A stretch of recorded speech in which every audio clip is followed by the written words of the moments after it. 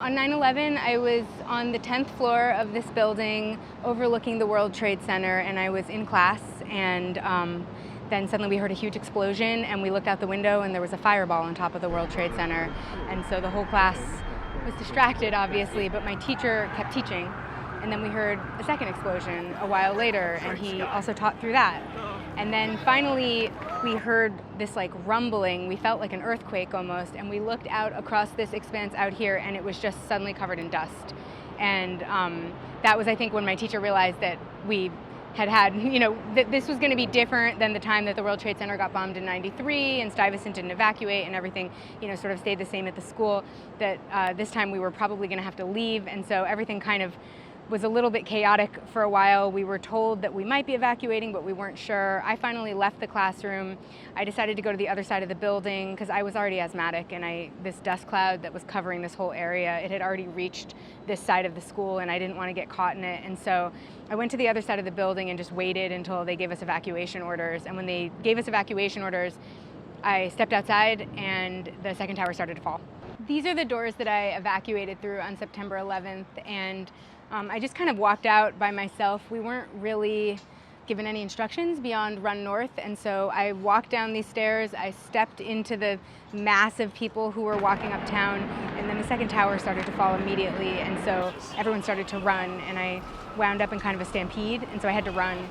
And then when I finally found it safe to pull off, and we knew that we were far enough from the dust cloud that we wouldn't get caught, I just waited until I found a familiar face. Finally, a teacher that I knew walked by, and so I started walking uptown with her.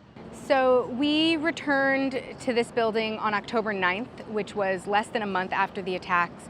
We had been at school in Brooklyn for a few weeks, and we had had a couple, week and a half off or so. But when we came back, this whole area, this part of the area that we're standing in right now, was not yet open to the public. And so we walked through 5 police checkpoints in order to get into our school building. We would come to school through police checkpoints. Only people who were residents of this area could get into this area, and then us. And then all day we could watch this cleanup operation happening all around us. So not just, 3 blocks away at the site, but this whole area was a cleanup operation. I started an organization called Sty Health in 2006, which was initially just designed to help people who had attended Stuyvesant. We now work with people who were students for, in the entire community. And basically what we do is we advocate for young people to make sure that they have access to the federal health services that were made available to first responders, and then we also help them access those services. I think a lot of the time after major disasters in the US, we tend to overlook civilians. We sort of rely on these wartime framings where it's like they're the heroes and then they're just like everyone else and nobody cares about everyone else. And I think given that we repeat that mistake over and over, and that we're not a country that guarantees health care, so we're not a country that necessarily has, a safety net for people that, have what happened to them, happened to me, happened to them.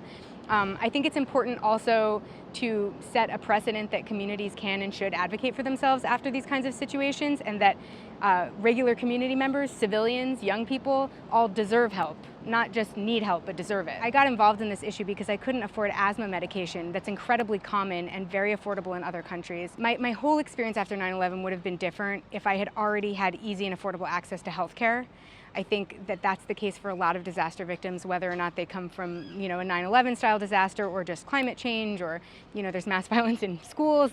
There's a ton of disasters that young people are asked to navigate in this day and age. And I think that instead of constantly, fighting for resources within tiny communities, we really need to start thinking, how can we make broad policy choices that prevent the need for this kind of advocacy after a disaster has happened? So I think a lot of the time in the 9/11 community, there's this sense that we're some kind of like exceptional victim because 9/11 was an exceptional moment.